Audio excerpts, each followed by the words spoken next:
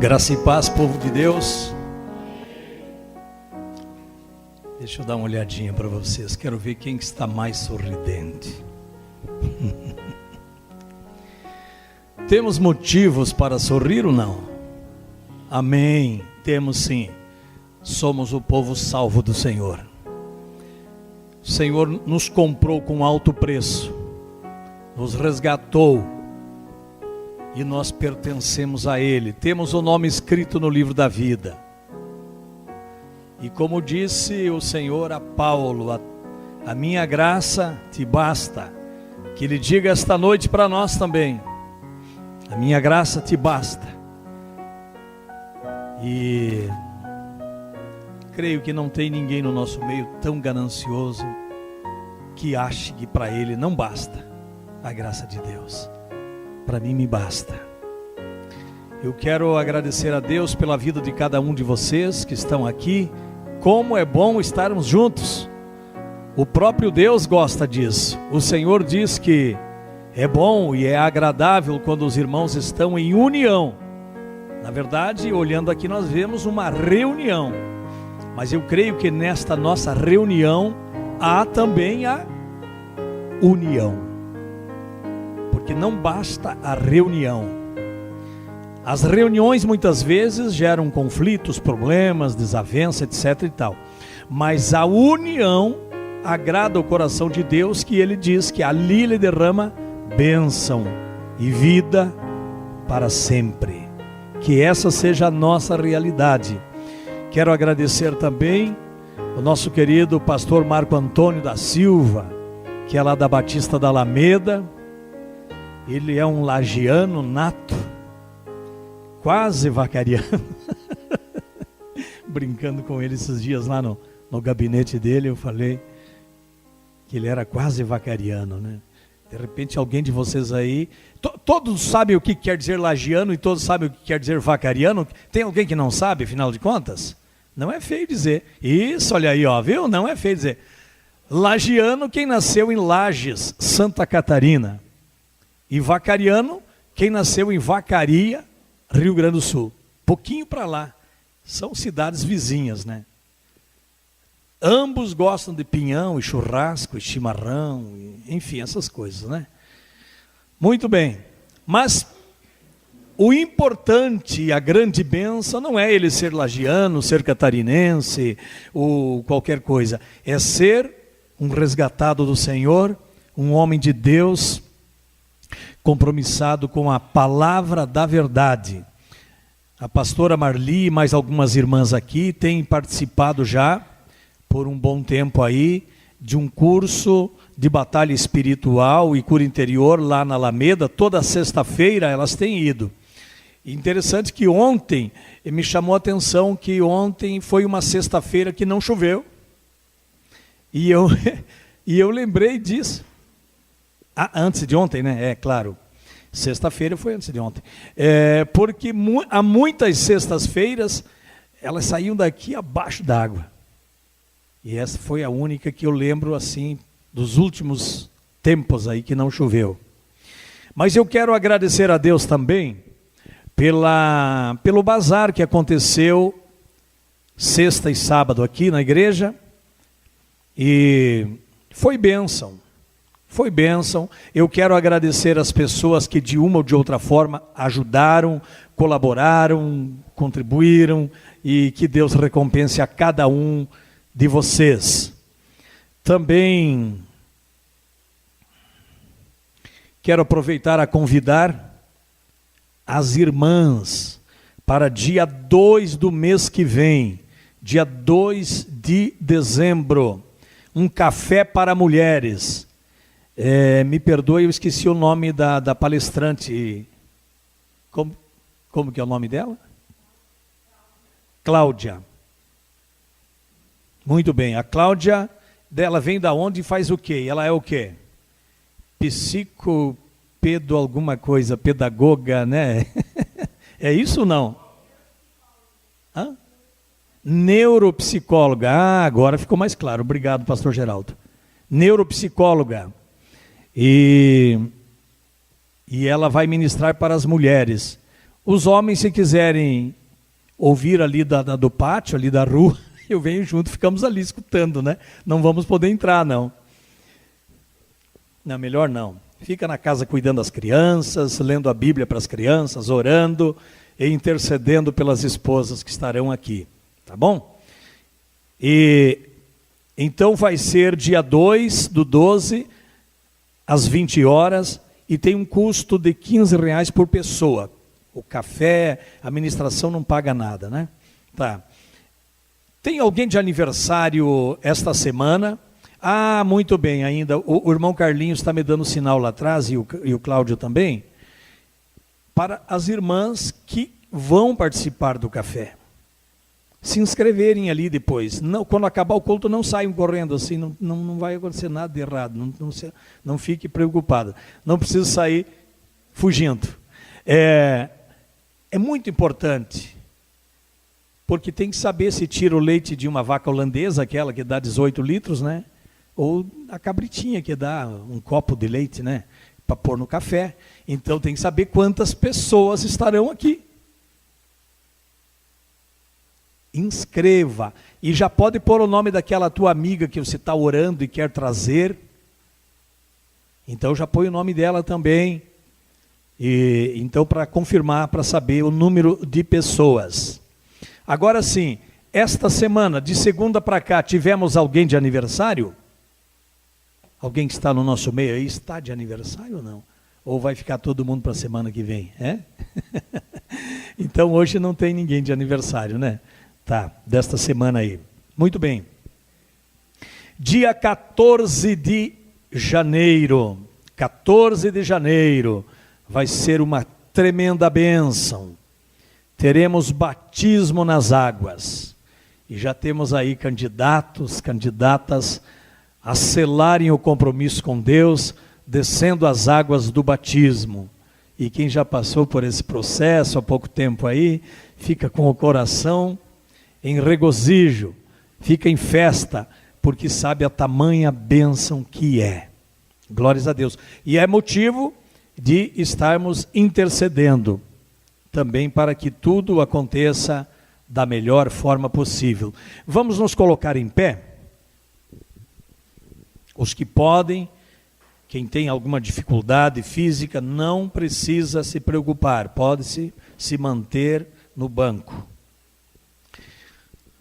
No livro do profeta Jeremias, capítulo 9, verso 23 e 24. Versos 23 e 24 de Jeremias 9. Tem algo maravilhoso que é bom a gente refletir. Tem alguém que nos visita pela primeira vez aí essa noite ou não? Quem que é, irmã Alzira? Carminha, sua vizinha? Dona Carminha, seja bem-vinda, Deus lhe abençoe ricamente, que o Espírito do Senhor derrame chuvas de bênçãos sobre a sua mente e o seu coração. A senhora está na casa de Deus, fique bem à vontade. Mais alguém? Não, né? Então, Jeremias 9, 23 e 24.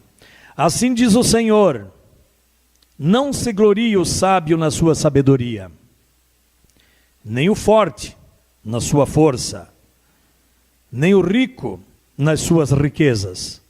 Mas o que se gloriar, glorie-se nisto, em me conhecer e saber que eu sou o Senhor, e faço misericórdia, juízo e justiça na terra.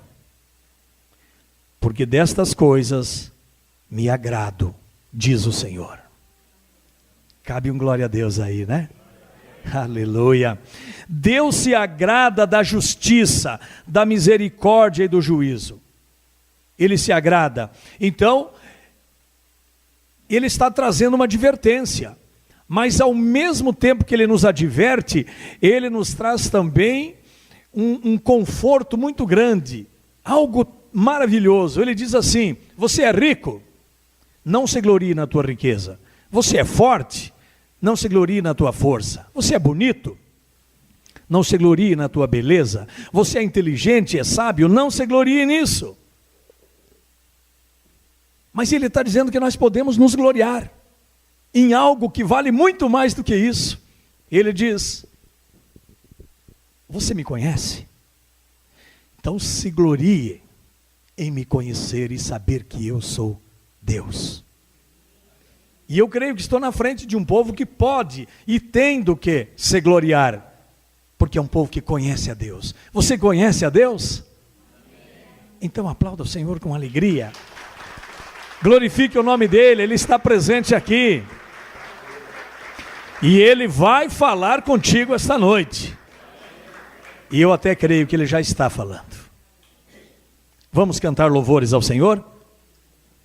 Aleluia! Eu creio que Deus se manifesta às pessoas através das próprias pessoas. Faz o seguinte, dá a mão para quem está do teu lado aí. Pode até fechar o corredor, não tem problema não. Dá a mão, mas segure com fé, segure com amor, segure no fervor. E só a igreja: segura na mão de Deus, segura na mão de Deus, pois ela te sustentará. Não tema, segue adiante e não olhes para trás. Segura na mão de Deus e vai.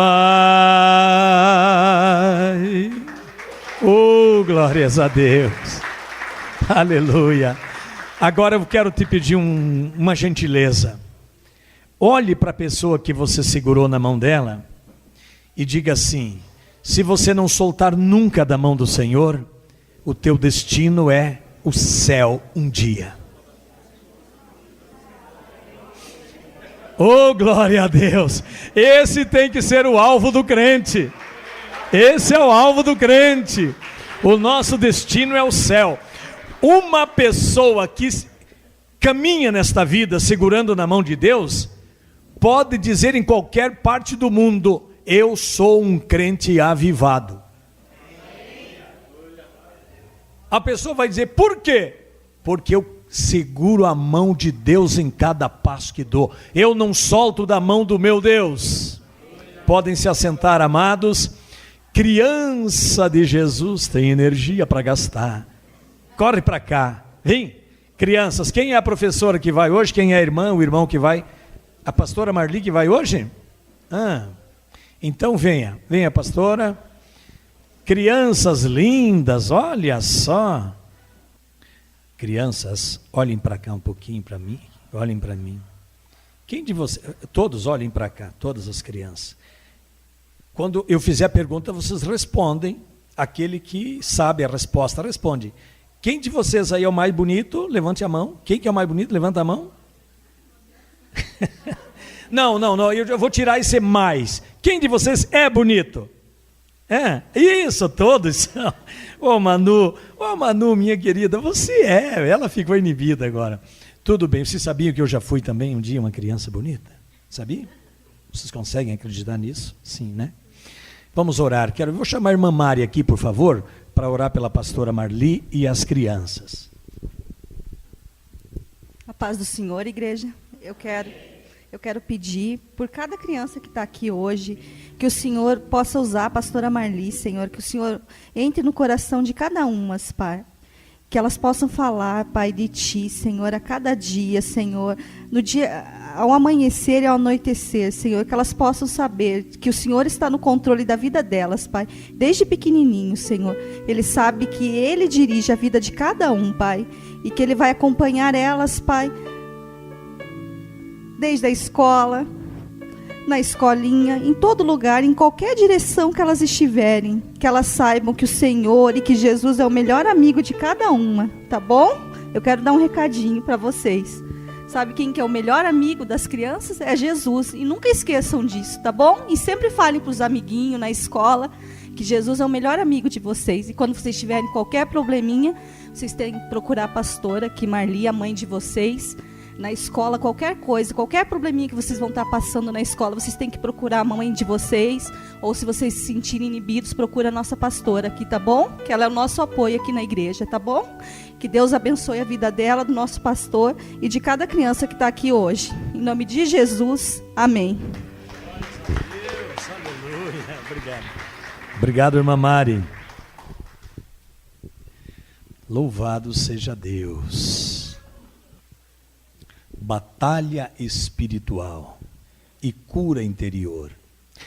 É interessante, eu não sei, mas possivelmente o pastor Marco vai falar depois. Eu diria, lamentavelmente, pelo que a gente percebe, tomara que não seja o caso de vocês, mas a gente sabe que a maioria das pessoas, a cura interior, a cura todo mundo quer, mas enfrentar a batalha às vezes nem todos querem, né? E é através da batalha espiritual, através da batalha, quando você enfrenta o inimigo frente a frente, com fé, não é na base do braço, no tapa e na unha e no palavrão, não, é na fé, no nome de Jesus. Quando a gente enfrenta o inimigo, a Bíblia diz que o que acontece? O que tem que acontecer? Ele foge de nós, ele tem que fugir de nós.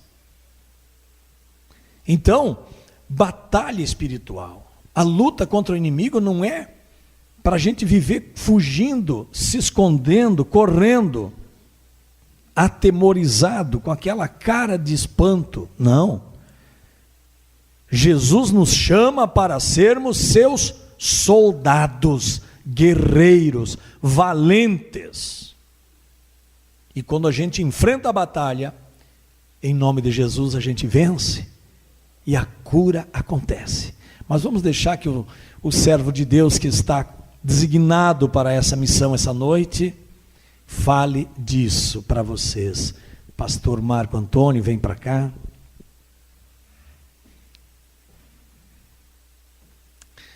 Que bênção.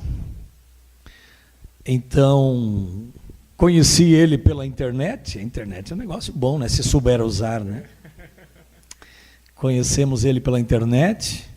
Aí a minha esposa e mais algumas irmãs começaram a fazer o curso lá com ele. E aí eu senti de convidá-lo para vir nos abençoar aqui, trazer essa ministração. Ah, e lembrando, gente, que é hoje, é amanhã e terça, depois de amanhã. Amanhã e terça às 20 horas. Quer ver um jeito que a gente não esquece? E amanhã a gente vai fazer como a pastora Silvana fez, vai trazer mais gente junto? Digam comigo, eu digo, vocês repetem. É hoje, amanhã e depois. Amanhã e depois, às 20 horas. E eu vou trazer mais alguém. Em nome de Jesus. Oh, glória a Deus.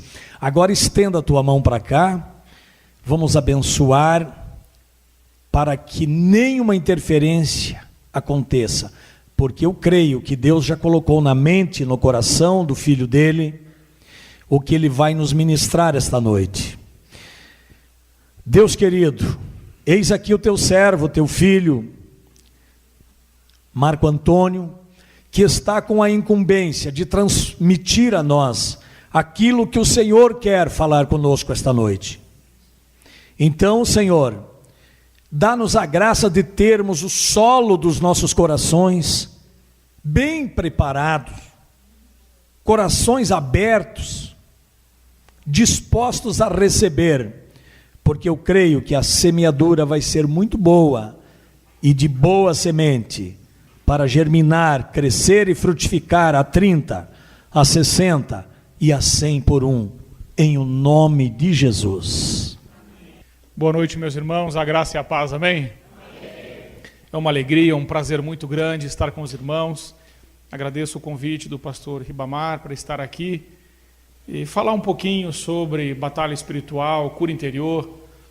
Eu quero começar falando sobre as nossas heranças, né? Começamos com heranças do passado, o legado dos nossos pais. Não podemos falar de batalha espiritual e cura interior sem primeiro entendermos de que família a gente vem, qual é a nossa tradição familiar, qual é o histórico da nossa família, com que os nossos familiares se envolveram, que alianças eles fizeram, enfim, de onde viemos, qual é o histórico da nossa família. E analisar isso numa perspectiva bíblica. O que a Bíblia diz sobre isso? Então, todo o nosso estudo sobre batalha espiritual e libertação, cura interior, será com base bíblica, totalmente embasado nas Escrituras. Porque nós não queremos dar opinião própria sobre isso ou aquilo, mas o que Deus diz, o que a Bíblia diz sobre isso. Amém, meus irmãos? Amém. Porque quando ficamos com as Escrituras, ficamos num local seguro. A palavra de Deus não muda, ela é a mesma sempre. Opiniões mudam, metodologias mudam, ideias mudam, pessoas mudam, mas a palavra de Deus permanece para sempre. Então, todo o nosso estudo será com base na palavra de Deus. Quando falamos de batalha espiritual, cura interior, quando alguém procura ajuda nessa área, nós submetemos a pessoa a um mapeamento espiritual. Uma pessoa, para passar por um mapeamento espiritual, ela precisa ser crente, crer em Cristo, ter entregue sua vida ao Senhor e também precisa ter sido discipulada. Batalha espiritual e cura interior é para os salvos, não para os incrédulos. Os incrédulos batalhar contra, porque eles já estão vencidos. Só há vitória no nome do nosso Senhor Jesus Cristo. E só há como guerrear contra as trevas, sendo o templo, morada e habitação do nosso Senhor e Salvador, Jesus Cristo. Porque Ele é a nossa força, Ele é o nosso refúgio, Ele é o nosso escudo, Ele é a nossa torre forte, Ele é o nosso amigo, Ele é o nosso pastor, Pai, Ele é o nosso libertador, Ele é o nosso esconderijo. E nós estamos debaixo das asas de Cristo Jesus, onde o maligno não nos pode tocar. É em Cristo Jesus que somos mais do que vencedores. É em Cristo Jesus que podemos todas as coisas. A Bíblia diz: quem poderá nos separar do amor de Deus? Nem a vida, nem a morte, nem os anjos, nem os demônios, nem o presente, nem o porvir, nem quaisquer das criaturas pode nos separar do amor de Deus que está em Cristo Jesus, o nosso Senhor. Portanto, quem está em Cristo é vencedor. Quem está em Cristo tem poder e autoridade para resistir toda a oposição das trevas, toda a insinuação das trevas contra a sua vida. Amém, meus irmãos? Amém. Então, não há como batalhar contra o demônio e os seus anjos sem estar em Cristo, sem ser salvo, sem ter identidade e também sem ter autoridade. A Bíblia também diz, Jesus Cristo disse: eis que vos dou poder e autoridade para pisar de serpentes e escorpiões e todo o poder do inimigo, sem que nada vos cause dano algum. Amém? Então nós temos uma identidade e uma autoridade em Cristo Jesus. Se não soubermos quem somos e a autoridade que temos, não conseguiremos batalhar. Então, primeiro, é esse entendimento que você tem que ter para começar a entender um pouco mais sobre batalha espiritual e cura interior. Amém? Outro entendimento importante antes de a gente começar é entender 1 João capítulo 1, versículo 9, que diz: se confessarmos os nossos pecados, Deus é fiel e justo para nos perdoar os pecados e nos purificar de toda injustiça. Precisamos entender que na nossa vida existem pecados que precisam ser perdoados, mas existem injustiças que precisam ser purificadas. Há diferença entre perdão e purificação? Há. Perdão, eu estou pedindo a Deus. Perdão é ato. Eu peço com um coração realmente contrito, com o espírito quebrantado, Deus me perdoa. Mas a injustiça não precisa ser perdoada. A injustiça precisa ser liberada. Por exemplo, uma mulher que sofreu um estupro, ela cometeu pecado? É claro que não. O que ela sofreu? Uma injustiça. Isso pode prender essa mulher? Pode. Ela pode ficar presa naquela injustiça, enquanto ela não perdoar o agressor e liberá-lo da sua vida, ficará presa. Então Deus perdoa pecado e Deus purifica do veneno da injustiça. Glórias a Deus. Amém? Assim, quem sofreu abuso, feridas, traição, o adultério, o abandono, as mágoas, as tristezas, as perdas, as desilusões, podem ser injustiças que precisam ser liberadas. Então, há diferença nesse versículo de perdão e purificação. Porém, os dois são ato. Na hora que você perdoa, na mesma hora está cortada a ligação que havia maligna entre você e aquela pessoa. Na hora que você é purificado da injustiça, aquele veneno que estava em você, ele é limpo pelo sangue do nosso Senhor Jesus Cristo. Você é purificado pelo sangue de Jesus. Porque a Bíblia diz que o sangue de Jesus purifica nossas consciências de toda a obra morta. Terceiro, existe um outro tipo de confissão. Tiago 5,16. Confessai vossas culpas uns aos outros e orai uns pelos outros para que sareis. Tiago 5,16 diz que tem uma confissão que produz cura. Confessai vossas culpas uns aos outros e orai uns pelos outros. Para quê? Para que sareis. Perdão é ato, purificação é ato, mas cura não. Cura é processo. Por exemplo, se eu fui até você, fiz um corte no seu braço, ele abriu para 8 pontos, e eu peço você perdão, você me perdoa? Como você é um bom crente, bem discipulado, pessoa cheia do Espírito Santo, você vai me perdoar ou não? Sim. Na hora que você me perdoou, aquela ligação que nós tínhamos, ruim, ela foi quebrada, ela foi desfeita, e o vínculo do amor deu lugar ao vínculo do ódio. Amém? Agora, na hora que você me perdoou, o corte fechou? Não. Quanto tempo vai levar? Meses. Até virar uma cicatriz. O que é que você tem que fazer por mim? Orar.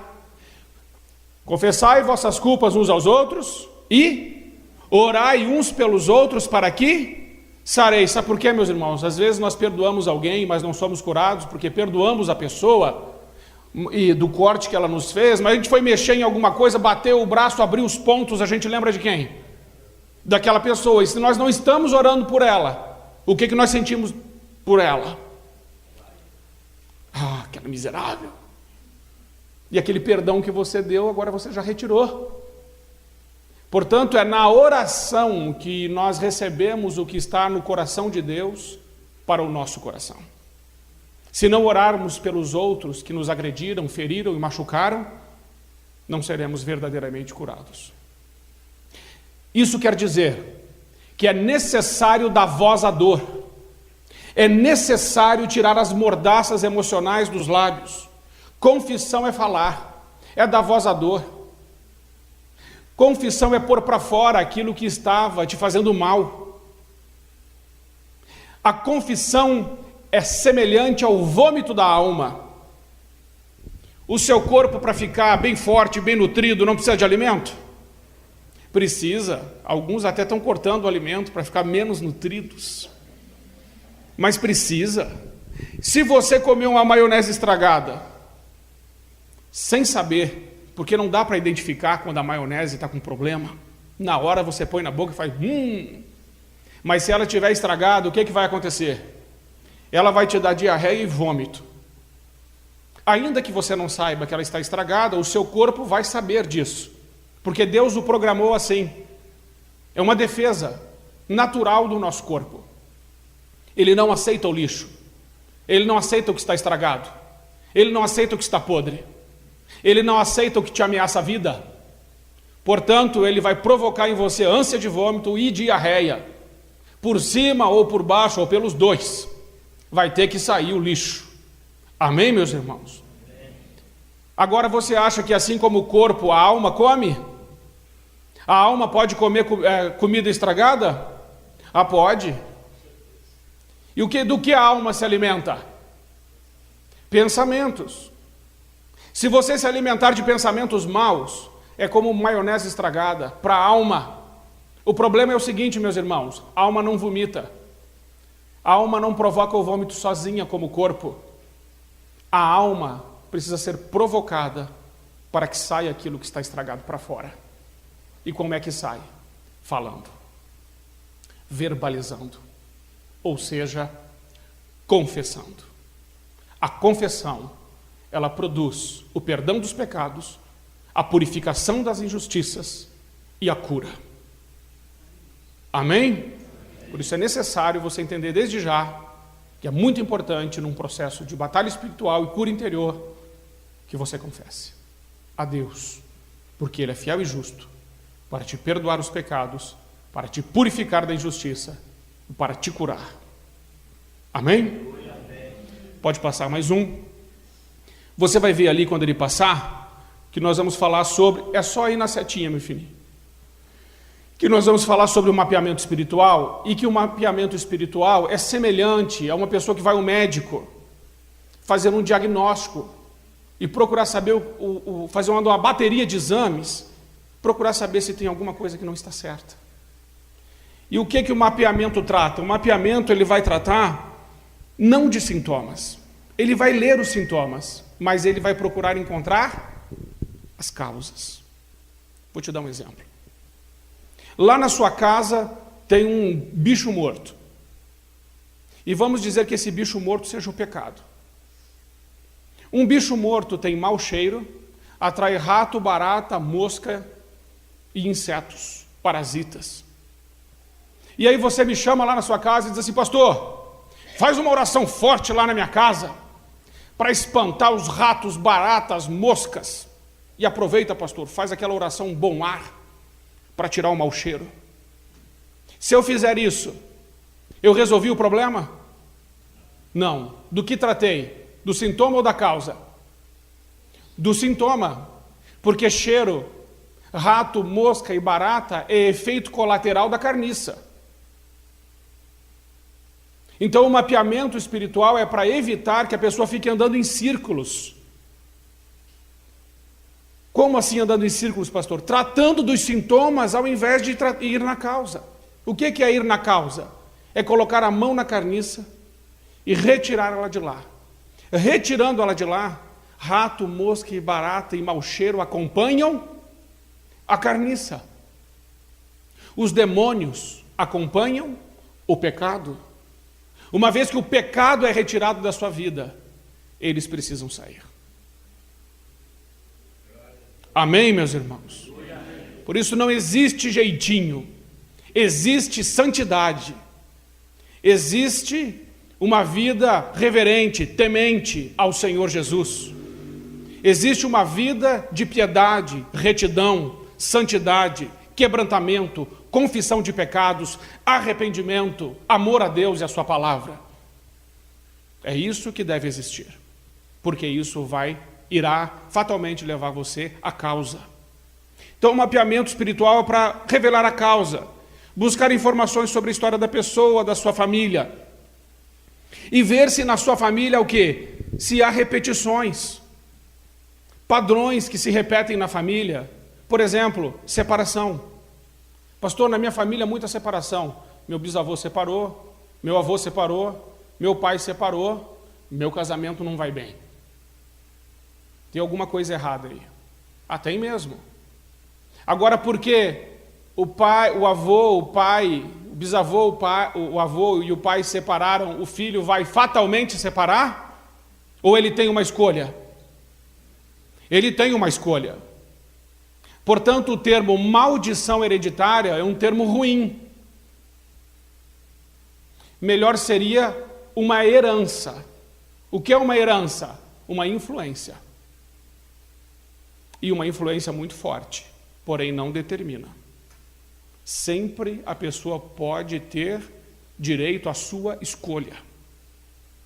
Você não está fadado ao fracasso. Você não está fadado ao erro. Nenhum demônio, nenhum espírito, nenhuma circunstância pode levar você a pecar. Essa é uma decisão pessoal. É o livre-arbítrio. Nada tira isso do homem.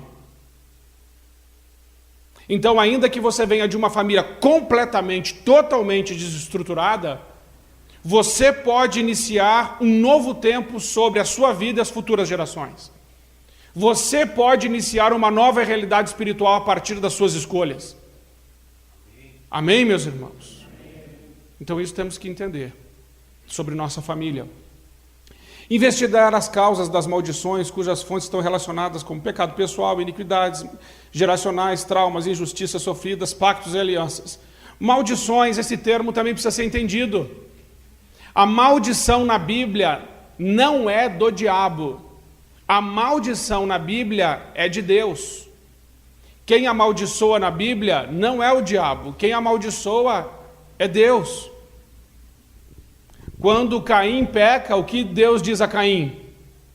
Maldita é a terra por tua causa. Por quê? Sangue do teu irmão clama a mim. E agora, Caim, a terra não vai dar mais o fruto dela para você. E tem mais. Você vai ser um vagabundo sobre a terra. Você vai andar de um lado para o outro, vai se tornar um andarilho. E quem é que está te amaldiçoando, Caim? Eu, o Senhor. Deuteronômio 28. Coloco diante de vocês a bênção e a maldição. Se vocês obedecerem aos mandamentos que hoje lhes ordeno, todas essas bênçãos perseguirão e alcançarão vocês. Mas se vocês desobedecerem, todas as maldições descritas neste livro perseguirão e também alcançarão vocês. Quem é que determina bênção e maldição? O Senhor. Quem escolhe ser abençoado ou ser amaldiçoado? Eu. Amém? Então o termo quebra de maldição é ruim. É ruim. Pastor, faz uma oração para quebrar a maldição na minha vida. Não posso. Posso peitar Deus? Posso ir diante de Deus e dizer, Senhor, para com isso. É loucura. Foi Ele que amaldiçoou. Ah, pastor, quebra a maldição na minha vida. Então tá bom. O que está acontecendo? Não, pastor, eu estou em adultério. Então vamos quebrar a maldição. Pede perdão a Deus.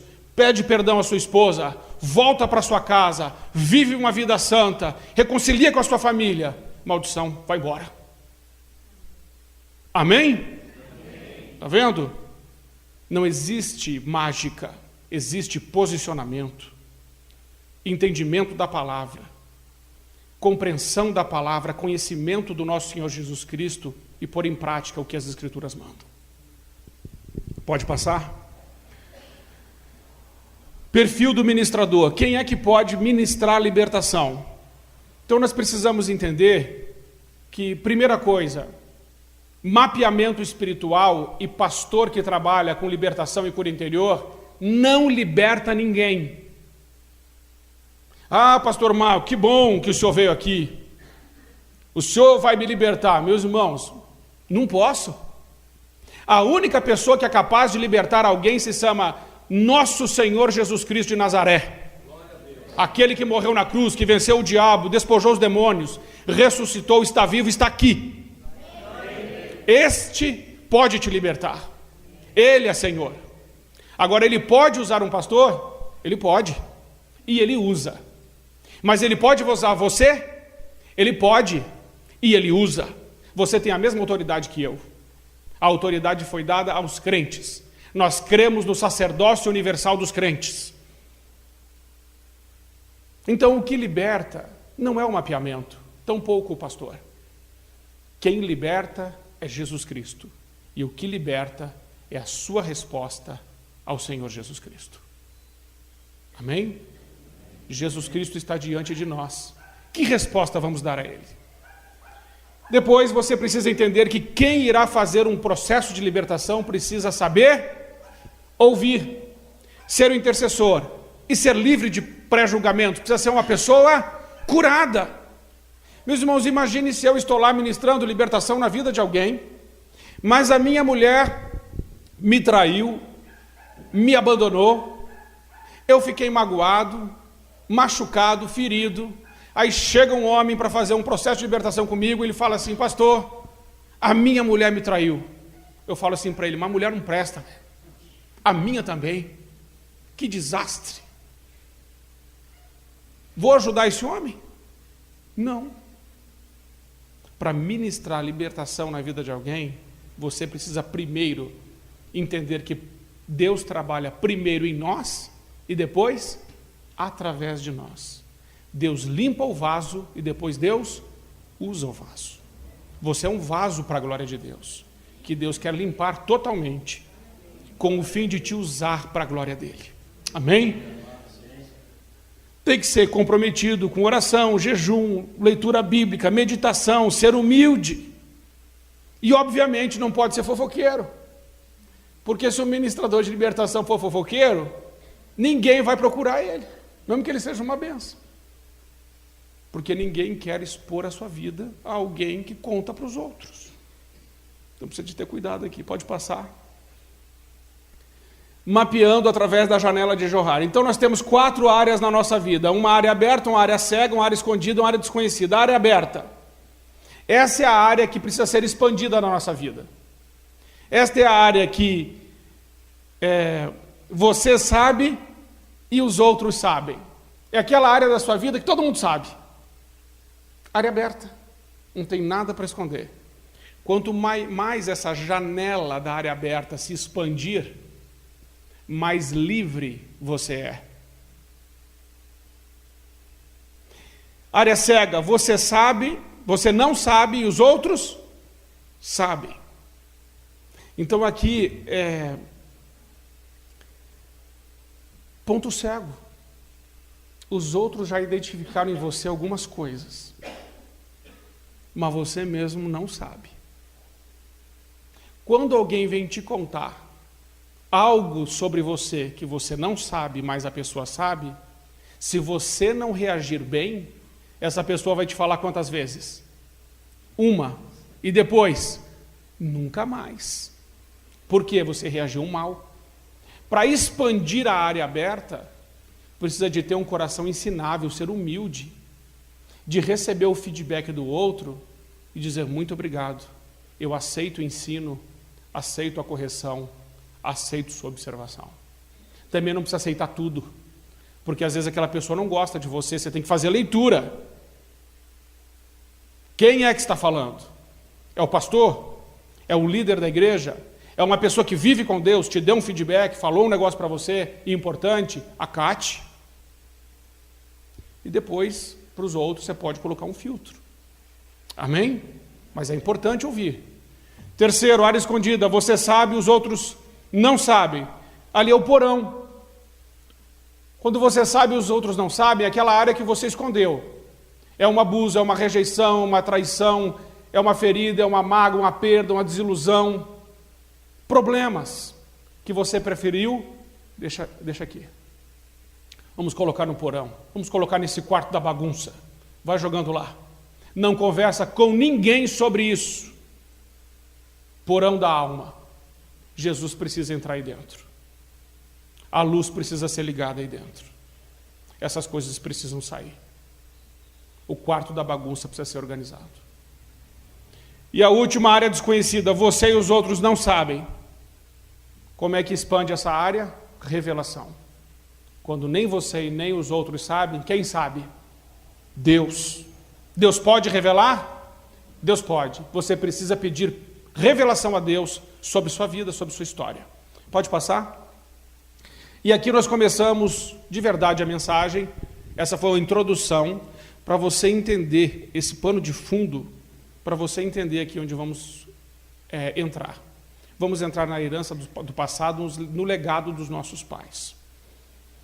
Diz assim o texto bíblico: sabendo que não foi mediante coisas corruptíveis como prata ou ouro que fostes resgatados do vosso fútil procedimento que os vossos pais vos legaram, pelo precioso sangue de como um cordeiro sem defeito e sem mácula, o sangue de Cristo. Nós fomos resgatados pelo sangue de Jesus. Não foi por um fútil procedimento que os nossos pais vos legaram. O que significa isso? O significado de legado é herdado dos pais ancestrais, aquilo que é transmitido pelos pais, uma herança. Por isso, herança do passado. O que os pais nos legaram? Pedro diz que o legado dos nossos pais é um fútil procedimento. E Pedro diz que a palavra pais ali não significa só o pai e a mãe direto, mas os ancestrais. Falou que a tradição não é capaz de nos salvar. Por isso, meus irmãos, num processo de libertação e cura, nós precisamos passar a tradição que recebemos pelo filtro das Escrituras. Tudo o que recebemos dos nossos pais, que não passar pelo filtro das Escrituras, devemos jogar fora. Você está entendendo isso? Pastor, mas você está falando dos meus pais. Estou. Os meus pais me ensinaram a idolatria. Está certo isso? Não. Então a idolatria teve que ir para fora. Mas o amor pelos meus pais permanece. O respeito pelos meus pais permanece. A oração pelos meus pais permanece. Mas o fútil procedimento, não. Isso não. Ah, mas meu pai e minha mãe sempre fizeram assim. Mas o que Deus diz? Então, pode passar mais um. Vamos entender um pouco melhor o que é esse fútil procedimento. Fútil procedimento pode ser iniquidades, pecado nunca confessado que se repetem na linhagem, quebra de alianças, brigas no casamento, adultério, divórcio. Posso ter recebido isso como um legado? Os meus pais, os meus avós, bisavós, a coisa não estava caminhando bem, como é que a gente resolve? Separando. Foi isso que recebi da minha família. Mas Deus manda separar? Não. Então isso não é mais para mim. Não é assim que vou resolver. Eu vou resolver agora do jeito de Deus. Quebra de aliança com Deus, apostasia, prostituição espiritual, idolatria, que torna cego, surdo, mudo, paralisado, como diz o Salmo 115, rebelião contra os pais, pecado encoberta, falta de perdão, jugo desigual, palavras e pragas proferidas, aqui também é muito importante. Veio de um lar onde ouviu, você é um burro, você é um idiota, você nunca vai ser nada na vida, quando você casar você vai ver, você vai sofrer o que eu sofri, você vai passar pelo que eu passei, você vai ver o que vai te acontecer. Pragas proferidas, palavras maldosas proferidas. É de Deus isso. O que o pai deve fazer com seus lábios em relação aos seus filhos? Abençoar. E aí você que foi amaldiçoado, qual é a sua tendência natural? Na hora que está bravo, na hora que está brava, não é fazer exatamente a mesma coisa? E faz. A não ser que Deus, Ele entre e mude o seu comportamento. Por isso Romanos 12 diz que nós precisamos ser transformados pela renovação da nossa mente. Ocultismo, morte, tentativas de homicídio, suicídio, aborto, roubo, escravos de dívidas, sempre andam em círculos. Na área sexual também. Então, um fútil procedimento, um pouco do fútil procedimento está aqui. É isso que nós recebemos de herança. As nossas heranças estão por aqui. Talvez você já tenha identificado algumas que você trouxe da sua família. Então, isso não pode continuar na nossa história. Pode passar. Paradigma ocidental. Qual é o paradigma ocidental? O paradigma ocidental é muito diferente do oriental e, sobretudo, muito diferente do bíblico. O paradigma ocidental é assim: se eu estou cometendo um pecado, toda a minha família está indo para Deus, por exemplo, ou já está na igreja, entregou a vida a Jesus, e até talvez você. E você diz assim: eu estou pecando sim, desviei, afastei, estou pecando, e o problema é meu. Eu vou te mostrar hoje que não é só teu. Biblicamente, não. A perspectiva bíblica não é individualista. A perspectiva bíblica é sistêmica. Nós vamos entender um conceito aqui de corpo. Quando um membro sofre, todos os outros sofrem com ele. Mas quando um é honrado, todos se alegram com ele. Vamos aprofundar um pouco mais daqui a pouco.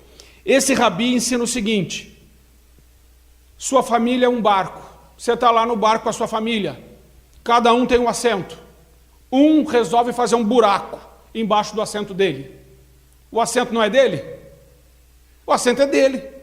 E no assento dele ele pode fazer o que ele quer? Na cabeça dele?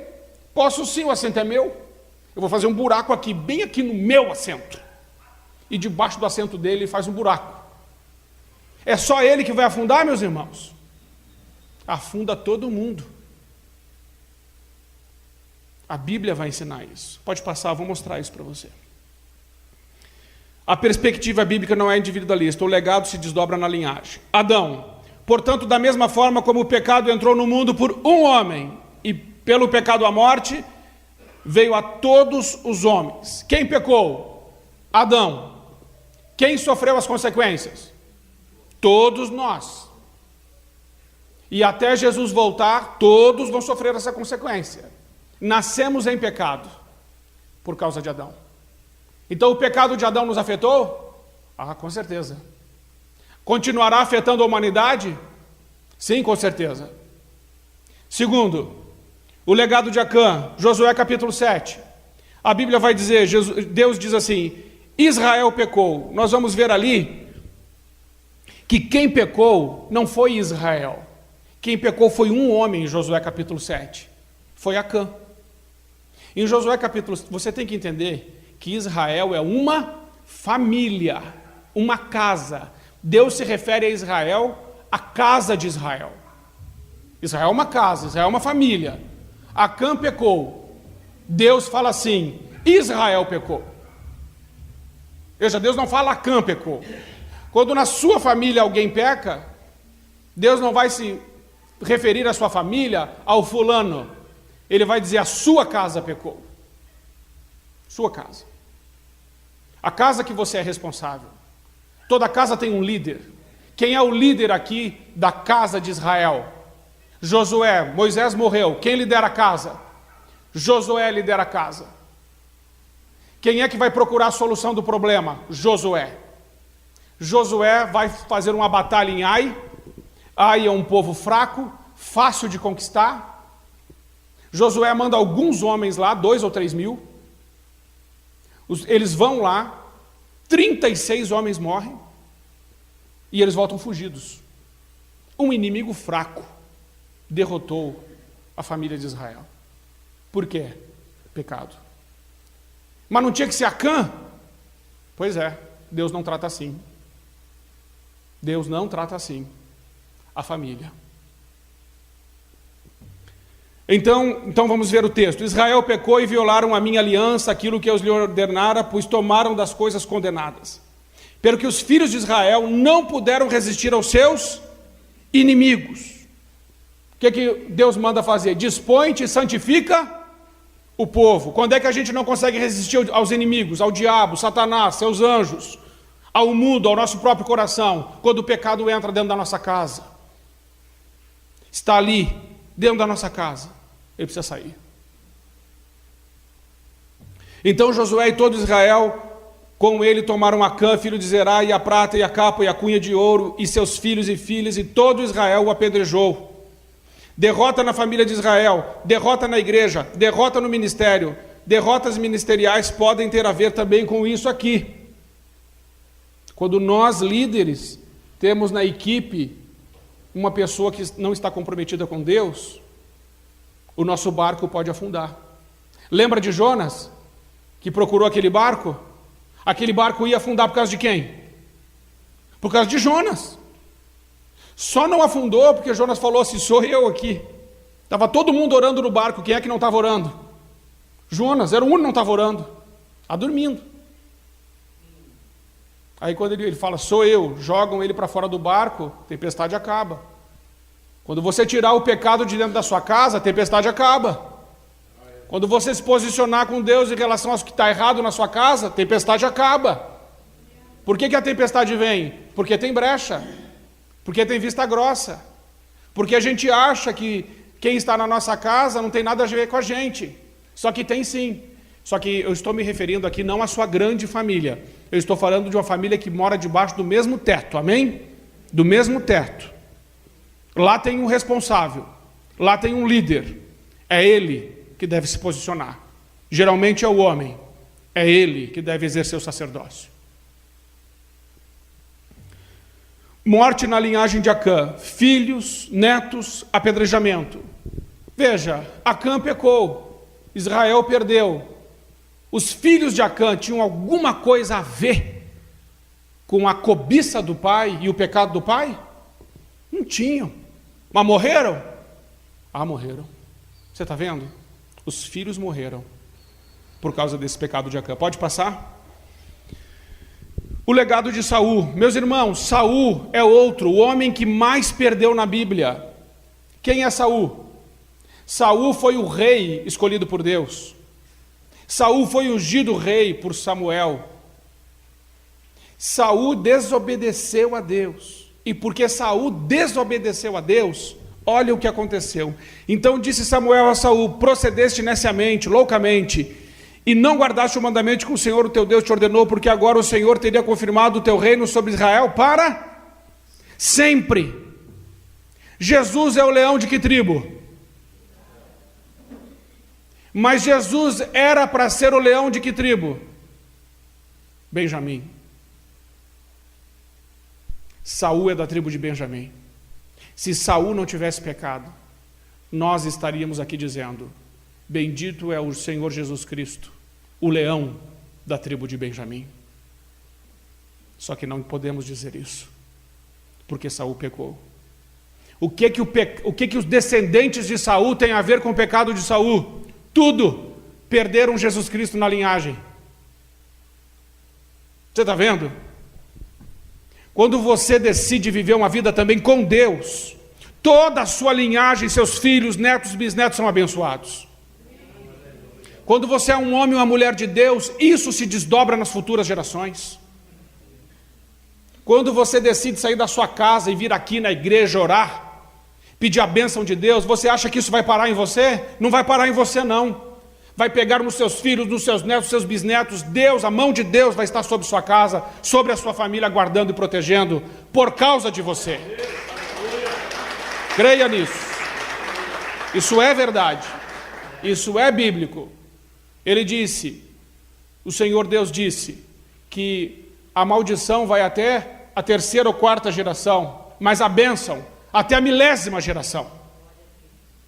Você pode ser a pessoa que vai abençoar a sua família, e por causa de você, Deus vai abençoar a sua família até a 1000ª geração. Você sabe o que isso significa? Significa muita coisa, meus irmãos. Porque a prosperidade que virá sobre a sua casa e descendência veio porque você decidiu viver uma vida aceitável e agradável a Deus. Então, nós vamos ver o povo judeu, que diz assim, então Pilatos, vendo que nada aproveitara, antes o tumulto crescia, tomando água, lavou as mãos diante da multidão, dizendo, estou inocente diante do sangue desse justo, considerai isso. E respondendo o povo, disse, o seu sangue caia sobre nós e sobre os nossos. O povo judeu sabia que quando eles estavam falando que o sangue de Jesus caísse sobre eles sabiam que não era só eles. Eles sabiam que eram os filhos também. Por isso disseram, sobre nós e sobre a nossa descendência. E aí o que aconteceu? Desde o massacre de Jerusalém no ano 70, onde milhares foram crucificados e queimados vivos, até o Holocausto na Segunda Guerra, o povo judeu tem sido perseguido, assassinado, odiado. Por quê? Porque disse, o sangue de Cristo caia sobre nós e nossos filhos. Está aí. O que os filhos desse povo que disse isso lá para Pilatos, diante de Jesus Cristo, tem a ver? Tem tudo a ver. São perseguidos, assassinados e odiados, porque provocaram a ira de Deus. porque blasfemaram contra o Filho de Deus. Tem consequência sobre as futuras gerações. Pode passar? Para finalizar esse entendimento, 2 histórias verídicas. Primeira história verídica, Max Jukes. Max Jukes era ateu, casou com uma mulher incrédula, e uma pesquisa foi feita em 560 seus descendentes. Americano gosta de fazer pesquisa para valer, são bons nisso. E fizeram essa pesquisa nos descendentes de Max Jukes. O que aconteceu com o legado desse homem, que é ateu e que casou com uma mulher incrédula? 310 morreram, extrema pobreza. Pobreza tem a ver com não andar com Deus? Tem sim. 150 tornaram-se criminosos, e 7 dos 150, assassinos. 100 ficaram conhecidos como beberrões. Mais da metade das mulheres se prostituiu. Isso não é coincidência. Nós estamos falando de 560 dos seus descendentes. Isso não é coincidência. Isso é consequência. E então os descendentes de Max Jukes custaram mais de $1.250.000 ainda ao governo norte-americano. Pode passar? Agora veja, este homem. Já ouviram falar de Jonathan Edwards? Grande avivalista, homem de Deus. Este homem foi contemporâneo de Max Jukes, cristão consagrado, deu o primeiro lugar a Deus em sua vida, casou-se com uma mulher piedosa. 1.394 dos seus descendentes foram investigados. E desses 1.394, aqui estão alguns. 295 receberam diplomas universitários, 13 reitores. 65 professores universitários, 3 senadores dos Estados Unidos, 3 governadores estaduais, 30 juízes, 100 advogados, 56 médicos, 75 oficiais das Forças Armadas, 100 missionários e pregadores de caráter. Não é só pregador, é pregador de Deus. 80 desempenharam alguma função pública com honestidade. 3 prefeitos de grandes cidades, 1 superintendente do Tesouro Americano, 1 vice-presidente dos Estados Unidos. Meus irmãos, é assim que vai acontecer com a sua descendência em nome de Jesus. É isso aqui que vai acontecer. Por quê, meus irmãos? Porque é isso que... tem água? Obrigado, pastor.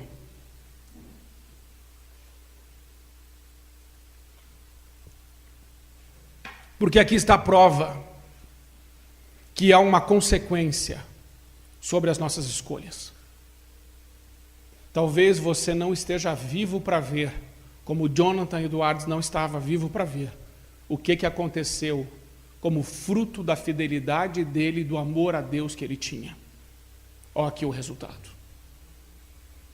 Um filho, uma filha que alcançaram estes lugares, netos e bisnetos. Isso é alegria para os pais, isso é alegria para os avós, isso é alegria para os bisavós, e isso é uma sociedade transformada pelo poder de Deus com gente boa, gente que ama Deus. A libertação não é uma coisa que acontece só para você. A libertação, ela alcança toda a sua linhagem. O favor de Deus alcança toda a sua linhagem. Pode passar? Temos que entender, num processo de libertação, quem somos nós. A identidade, lembra que eu falei disso no início? Se eu não sei quem sou, eu vou conseguir lutar contra aquilo que me amarra, me prende, me persegue, aquilo que eu não consigo resistir. Se eu não sei quem sou, não vou conseguir. Então a primeira coisa que eu preciso entender é que eu não sou o resultado das circunstâncias. A minha identidade não é formada pelas circunstâncias. Isso aqui é muito sério. A pessoa foi abusada quando era pequena por um pai, por um avô, por um tio. Isso é muito comum nas famílias, infelizmente. E por causa desse abuso, o que aconteceu com a identidade daquela pessoa? Ficou normal ou foi deformada? Foi deformada.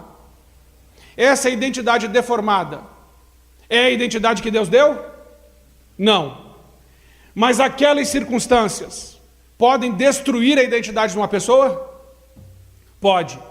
Aquela pessoa pode dizer dela mesma: eu não consigo, eu sou fraca, eu sou fraco, eu não posso.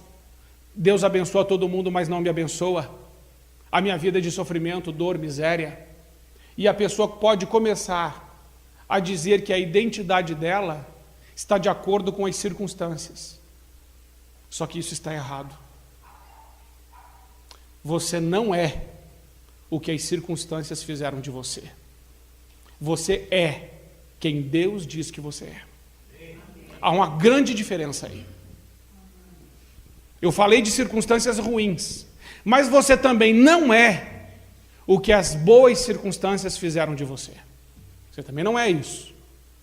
Porque quando uma pessoa não é nada, é uma rejeitada, uma traída, uma traumatizada, uma pessoa que foi destruída pelas circunstâncias, ela olha no espelho e não vê nada.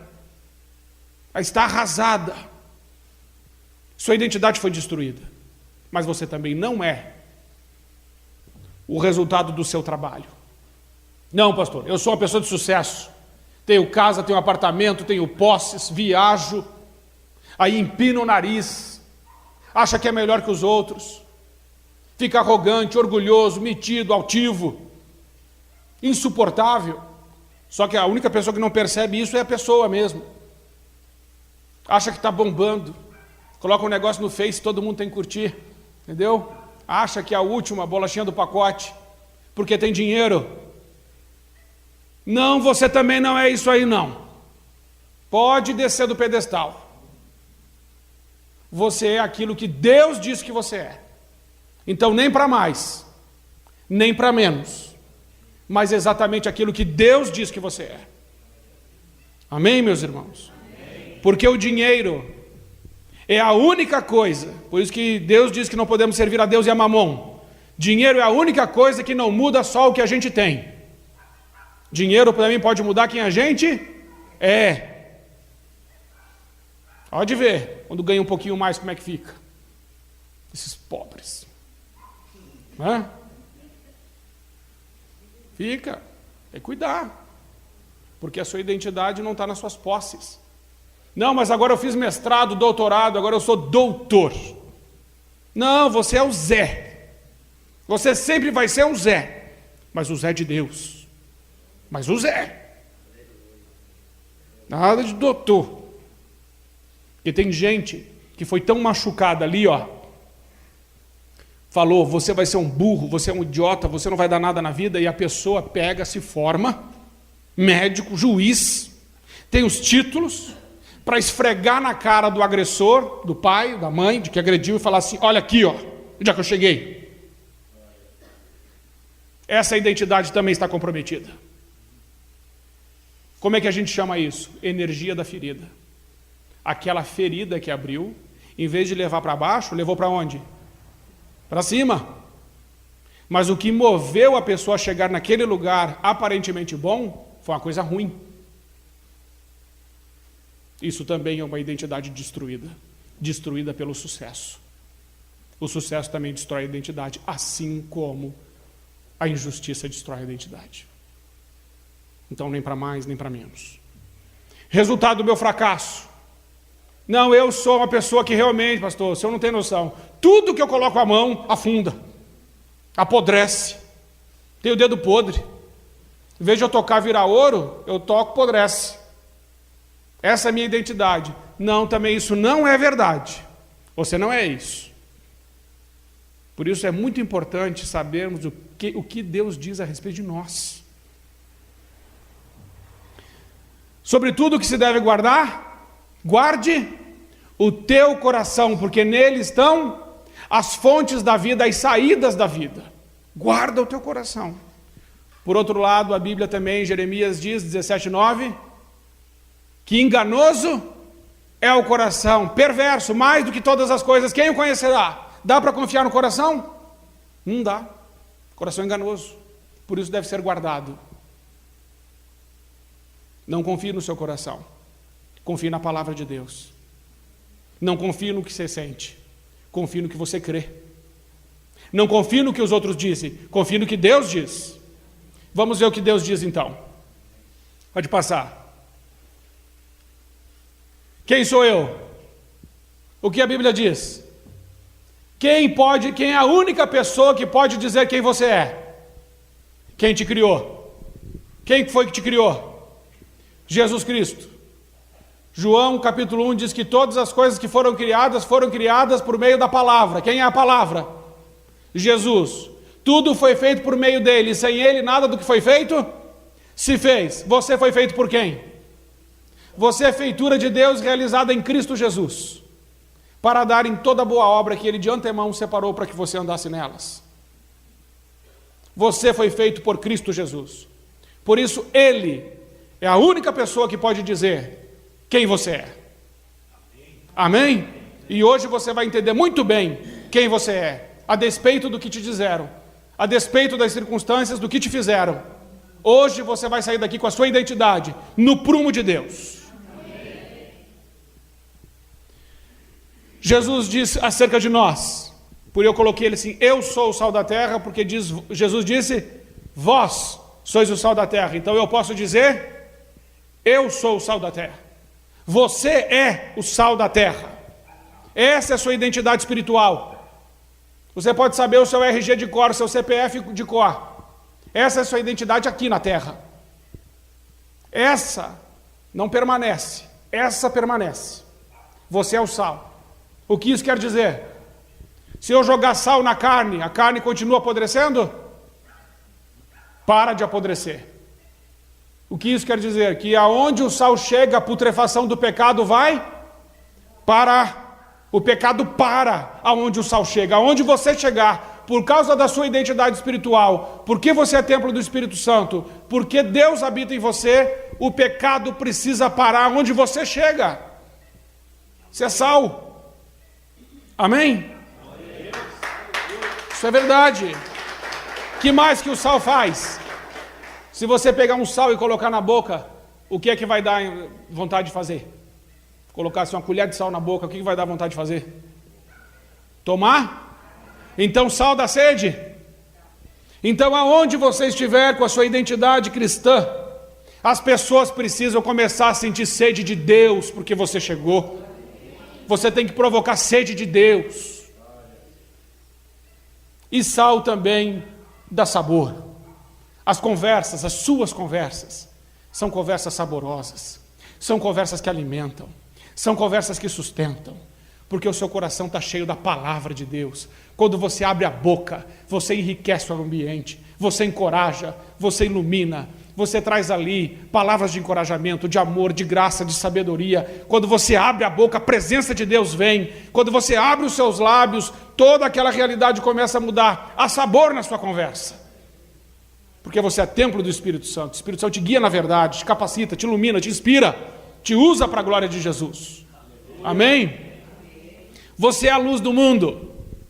Pastor, acordei de madrugada com medo, vi uns barulhos, umas vozes, vi uma sombra passando na frente da minha cama.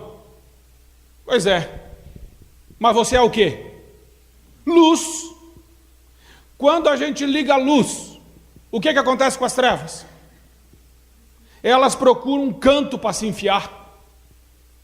Vai para debaixo do armário, vai para debaixo da cama, vai para debaixo de algum lugar.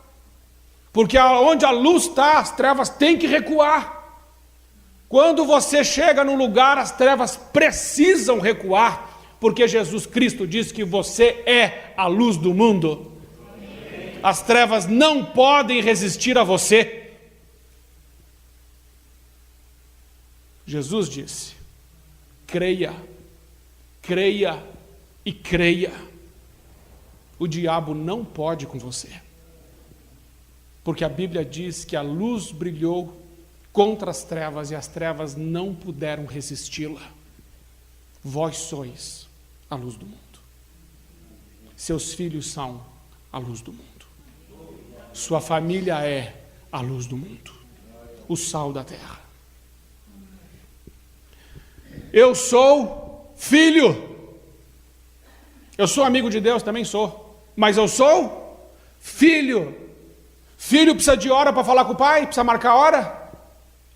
Não. Quem é que tem filho pequeno aqui? Já teve? Tem ou já teve? A maioria aqui. Quando um filhinho começa a fazer assim, ué, ué, o que a mãe faz? A mãe esquece tudo, até o pregador sai. E ela vai cuidar de quem? Filho. Jesus disse: se o seu filho te pedir um pão, você vai dar para ele uma cobra? Não, você vai dar para ele pão e ainda vai colocar uma Nutelinha, porque é o filhinho. E a mamãe ainda dá uns beijinhos. Deixa o marido para lá, vai cuidar do filhinho, porque é filho. Entenda uma coisa, você é filho de Deus. Quando você ora, você acha que o teu pai não te ouve? Quando você está clamando a Deus, você acha que Ele está com os ouvidos tampados, que Ele não está interessado? Quando você faz barulho orando diante de Jesus, de Deus, Ele vem sim, Ele ouve sim, Ele se importa sim, Ele ama você, Ele responde às suas orações. Se você insistir com o Pai vai te abençoar, mas você tem que pedir coisas boas. Amém? Você é filho. Quando a gente é filho, se fizer tudo errado, deixa de ser filho? Não. Continua sendo filho. Então não acredite nas mentiras do diabo. Mas pastor, eu me afastei de Deus, fiz um monte de coisas erradas, que Deus abomina, que Deus detesta. Mas você não deixou de ser filho. Uma vez filho, para sempre filho. Como o filho pródigo, caindo em si, diz a Bíblia, lá no chiqueiro: eu vou voltar para a casa do Pai. É filho. Eu sou parte da videira verdadeira, um canal da vida de Cristo. João 15, a videira verdadeira. Jesus disse: sem mim nada podeis fazer, mas conectados em Cristo, nós somos um canal de vida.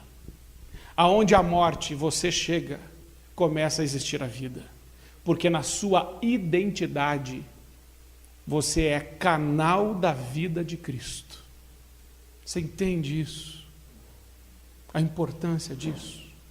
Você frutifica e frutifica para a glória de Deus. Você está conectado em Cristo Jesus. Você é amigo de Cristo. O que isso significa? Um amigo conta para o outro os seus segredos. Você tem o Espírito de Deus. E o Espírito Santo conhece a mente de Cristo. E porque o Espírito Santo habita em você, você tem a mente de Cristo. Portanto, os segredos de Cristo são revelados a você mediante a sua intimidade com Ele. Você é amigo de Deus. Você é um servo da justiça, você é um servo de Deus, você é um co-herdeiro com Cristo. Meus irmãos, o que isso significa? Significa que tudo o que é de Cristo é seu. Você acha que você é pobre? Você é trilionário, trilionária, porque nós somos co-herdeiros com Cristo, partilhando da sua herança. E às vezes falamos assim: não tenho nada nessa vida. Meus irmãos, quem tem Jesus Cristo é muito rico. Porque um dia, meus irmãos, iremos morrer. E não demora, passa rápido. Eu já estou com 43. Meus irmãos, parece que foi ontem que eu nasci. Já estou com 43, daqui a pouco estou morrendo. Mas quando eu morrer, eu vou ressuscitar. E quando eu ressuscitar, eu já vou procurar minha casa triplex, entendeu? Porque Jesus diz: vou preparar a morada. Você acha que Jesus está preparando uma morada ruim para você? Meu irmão, você mora numa Alphaville no céu. Está lá o teu nome já. A nossa esperança. Paulo diz assim, em 1 Coríntios 13, que se não tivermos amor, nada seremos. Não seremos nada. E ele termina falando assim, que resta a fé, a esperança e o amor. Mas o maior destes é o amor. Sabe por quê? Sabe por quê? Você precisa de fé no céu? No céu precisa de fé? Não. No céu precisa de esperança? Então a fé e a esperança morrem aqui. Mas o amor, ele continua depois. Então, meus irmãos, vocês são ricos. Nunca deixa que o mundo diga que você é um pobre. Nunca deixa que o mundo diga que você é um coitado, uma coitada. Não. Aí você pode erguer a cabeça, empinar o peito e dizer: eu sou co-herdeiro com Cristo. Logo, logo vou usufruir das bênçãos do meu Pai. E farei isso por toda a eternidade. Amém? Amém? Gente, por isso que crente não joga na loteria, meus irmãos. Já ganhamos. Mas quem vai jogar? Já ganhou. O maior prêmio que tem. A gente não joga. Porque quem nos sustenta é Deus. Quem já nos deu tudo é Deus. Pode passar mais um. Quem sou eu? Sou um templo. Templo de Deus, o Espírito e a vida de Deus moram em mim. Eu vou só citar para a gente não. Eu estou unido ao Senhor e sou um Espírito só com Ele. Eu sou membro do corpo de Cristo. Eu sou uma nova criação. Eu fui reconciliado com Deus, sou um ministro da reconciliação. Eu sou filho de Deus e um em Cristo.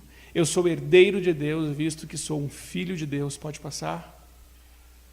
Quem sou eu? Eu sou separado para Deus, eu sou feitura de Deus, obra das suas mãos, nascido de novo em Cristo para fazer a sua obra. Eu sou um concidadão com os demais membros da família de Deus. Eu sou justo e santo, eu sou cidadão dos céus, assentado no céu agora mesmo, diz Efésios 2,6, que nós estamos assentados com Cristo nas regiões celestiais. Isso significa que você está numa posição de autoridade. Pode passar? Quem sou eu? Eu sou uma expressão da vida de Cristo, porque Ele é a minha vida. Eu sou escolhido de Deus, sou santo e amado de Deus. Eu sou filho da luz e não das trevas. Pode passar? Quem sou eu? Eu sou participante da vocação celestial. Eu sou um participante de Cristo, eu participo da vida de Cristo. Eu sou uma das pedras vivas de Deus, fui edificado em Cristo, eu sou uma casa espiritual. Eu sou membro da raça escolhida, do sacerdócio real, da nação santa, do povo que é possessão do próprio Deus. Eu sou um estrangeiro neste mundo em que vivo temporariamente. Amém. Meus irmãos, isso é o que somos. É isso aqui que somos. Amanhã eu vou falar sobre o que a morte de Jesus Cristo nos deu como autoridade, em que lugar estamos. Primeiro, quem somos, depois o que podemos fazer. Hoje estamos aprendendo quem somos. Nós não somos resultado da nossa família, dos erros deles. Nós não somos resultado das circunstâncias. Nós não somos resultado do nosso trabalho. Nós somos resultado do trabalho de Jesus Cristo naquela cruz. Foi ali, meus irmãos, que Ele nos comprou para Deus. O que eu quero que você faça hoje? Eu quero que hoje você tome uma atitude de olhar para a sua família, para as coisas que você ouviu, sofreu, também pelas coisas que você fez, que estão em desacordo com a palavra de Deus. E que você peça a Deus perdão. Senhor, perdoa os meus pecados. Também as injustiças que você sofreu. Você perdoar os agressores. Para você ser purificado em justiça. E também de você confessar hoje a Deus e depois também falar com o pastor ou com a pessoa que te fez algum mal. Confessai vossas culpas uns aos outros e orai uns pelos outros. Hoje é dia de orar por alguém aqui, para a gente encontrar a cura e manter essa oração até virar uma cicatriz, porque depois pode bater na cicatriz não dói. Então construir uma oração, pode passar, uma oração para nós orarmos juntos. Ele já vai passar ali. E essa oração para a gente orar junto que eu fiz, ela é só um modelo. Não tem que ser essa a sua oração. Você faz ela, mas depois você faz do seu jeito. Tá bom? De acordo com a sua história, com o que aconteceu na sua vida. Vamos ficar... É melhor ler sentado ou é melhor ler em pé? Se ficar em pé, todos conseguem ver? Ou se sentado é melhor? Melhor sentado, né? Então vamos fazer assim, nós vamos fazer essa oração sentado, e depois eu vou chamar você para fazer uma oração aqui na frente, espontânea, você e Deus, sobre o que o Espírito Santo falou no seu coração enquanto eu falava, tá bom? Então vamos fazer juntos esta oração. Nosso Deus e Pai, em nome de Jesus Cristo, chegamos a Ti com as mãos vazias e o coração aberto. Não temos nada a oferecer, senão nosso amor e gratidão. Em Ti o nosso coração encontra paz, descanso e consolação. Tu és a nossa fonte de força, vida e poder e alegria. Não deixe a minha casa desolada, Senhor. Reúne a minha família como a galinha reúne os seus debaixo das asas. Eis que a minha casa é bendita e frutífera. Eu já te vejo nela, Senhor, e digo, bendito aquele que vem em nome do Senhor. Restaura a minha visão, Senhor. Eu perdoo os meus pais e peço perdão. Cura-me das feridas que me cegaram, a saber, a rejeição, tentativas de aborto, abandono, palavras de maldição, mágoas, perdas. Perdoamos os nossos pais e pedimos perdão pelas nossas ofensas. Em nome de Jesus, abre os nossos olhos, que todas as escamas sejam removidas dos meus olhos e eles sejam iluminados com a Tua palavra. As trevas tornem-se em luz perante mim, para que eu possa cumprir a minha missão na terra. Pode passar. Avançarei, ainda que a figueira não floresça, nem haja fruto na vide, ainda que decepcione o produto da oliveira, e os campos não produzam mantimento, ainda que as ovelhas da malhada sejam arrebatadas, e nos currais não haja gado, eu não olho para as circunstâncias, mas decido me alegrar no Senhor, exultar no Deus da minha salvação. O Senhor Deus é a minha força, e fará os meus pés como os das servas, e me fará andar sobre as minhas alturas. A minha identidade está firmada no Senhor. Eu sou o sal da terra, a luz do mundo, instrumento de justiça, canal da vida de Cristo, amigo de Deus e mais do que vencedor em Cristo Jesus. Eu sei que tudo posso naquele que me fortalece. Eu te amo, Jesus. Sei que és a minha rocha, meu escudo, minha força, meu refúgio, torre forte, amigo e pastor, que nunca me deixará, jamais me abandonará, mas estará comigo até o fim. Amém. Amém, meus irmãos. Essa é a verdade. Verdade. Deus está conosco. Mas agora é aquele momento especial seu. Então nós vamos ter aqui 10 minutinhos, talvez nem precisa 10 minutinhos, mas um tempo para você. Pastor, eu quero falar com Deus sim, algumas coisas. Confissão é libertação. Perdoar é libertação. Pedir perdão é libertação. Confessar pecados é libertação. Perdoar os pais e os antepassados é libertação. Decidir ser uma pessoa diferente, segundo a palavra de Deus, é libertação. Nós todos precisamos disso. Mas o Espírito Santo falou algumas coisas com você que hoje você precisa decidir deixar aos pés da cruz do nosso Senhor Jesus Cristo. Então venha fazer isso. Deixe o seu lugar, venha até aqui à frente. Pastor, por que precisa vir à frente? Esse movimento mostra uma atitude. Não há diferença entre aí e aqui, mas é bom quando a gente movimenta, porque a gente diz assim: estou tomando uma atitude diante de Deus. O Deus está aí, mas vir até o altar significa: Senhor, estou fazendo este movimento também no mundo espiritual, de romper com essas coisas. Amém? Então venha, orar, e daí no final eu vou orar por você também. O pastor Ribamar também vai orar por você em nome de Jesus. Venha dizer adeus.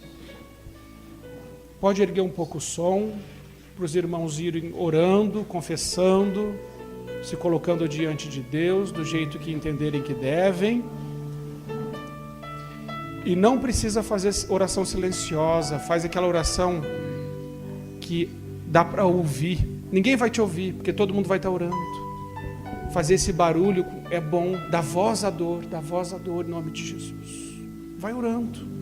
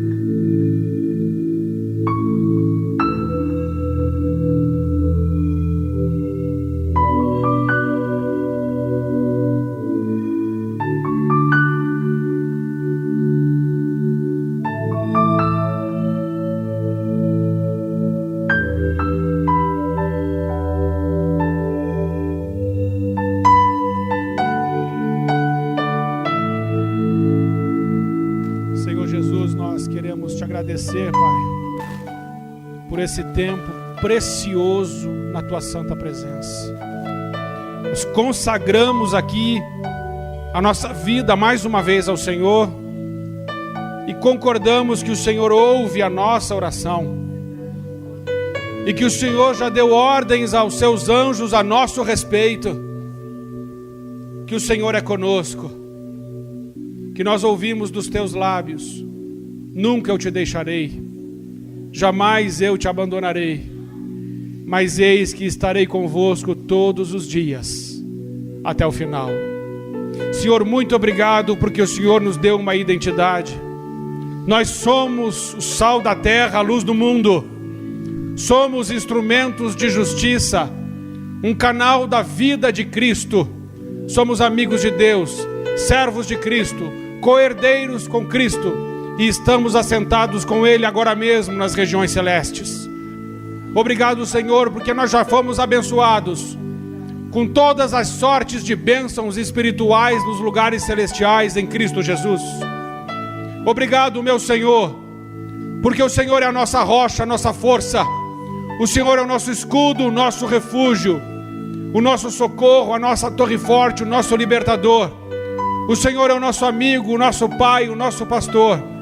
O Senhor é o maravilhoso, o conselheiro, o Deus forte, o Pai da eternidade e o príncipe da paz. Verdadeiramente o Senhor é Rei de reis e Senhor dos senhores. E nós nos dobramos diante da Tua face nesta noite. Consagramos a nossa família ao Senhor e concordamos que nenhum deles se perderá, mas a nossa família será conhecida como família bendita do Senhor. Nossos filhos, netos e bisnetos herdarão a terra e a terão por herança, porque serão conhecidos como pacificadores, como aqueles que têm sede e fome de justiça, consoladores, homens e mulheres cheios do Espírito Santo de Deus, de sabedoria, de inteligência, de discernimento, de entendimento, de revelação de palavra de conhecimento, serão iluminados e inspirados pelo poderoso e bendito Espírito Santo. Senhor, toda a honra, toda a glória, todo o louvor e toda a adoração ao nome do nosso Senhor Jesus Cristo. Seja o teu nome, Pai, erguido e engrandecido em nossas vidas, em nossas casas, em nossa família e sobre toda a nossa linhagem. Recebe a nossa oração no poder do nome de Jesus Cristo, nosso Senhor. Amém. Amém. Dá um abraço no seu irmão antes de voltar ao seu lugar. Abençoa aí quem está perto de você. Deus é bom. Deus é bom. Pastor Ribamar. Pastor Ribamar disse: olha, você tem até as 9, são 4 para as 9, pastor. Não tem 4 minutos para o senhor. Deus abençoe. 4 minutos.